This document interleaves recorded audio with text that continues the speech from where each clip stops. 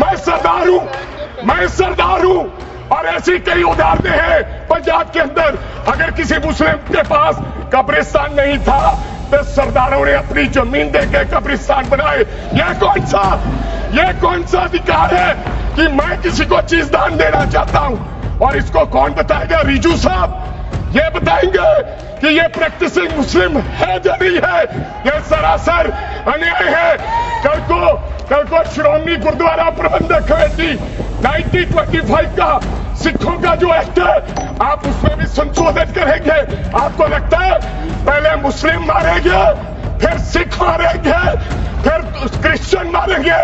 ये आपकी सोच है। और किसी धार्मिक स्थानों पर तो लिमिटेशन एक्ट लागू नहीं होता, इनके ऊपर क्यों? आप जानबूझकर इनको अपनी लात के नीचे से दबाना चाहते हो, इनकी छाती पर चढ़ना चाहते हो, जानबूझ के मुसलमान को मारना चाहते हो, जानबूझ के इस देश में मिनॉरिटीज को खत्म करना चाहते हो। मुसलमान आपके सामने झुकने वाला नहीं है।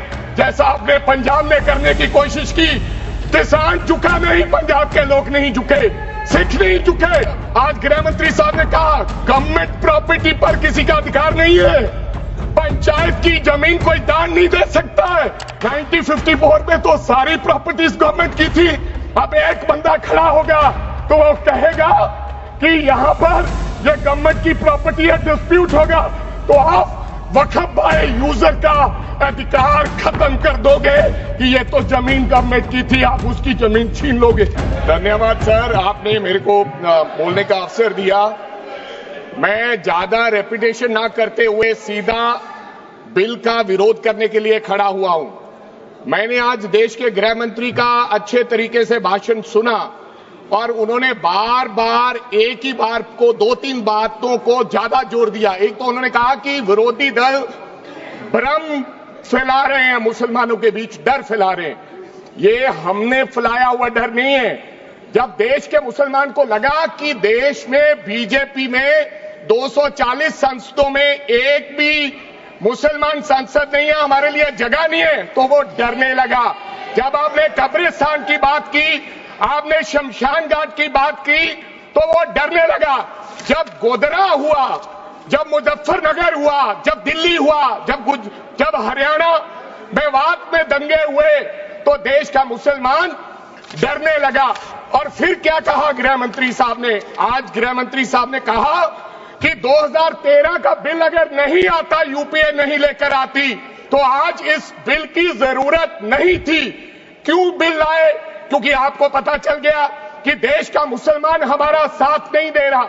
हमने हथकंडे अपना लिए, हमने आरएसएस की नीति अपना ली, हमने डंडा अपना लिया, दंगे हो गए, लेकिन मुसलमान हमारे साथ आने के लिए तैयार नहीं है।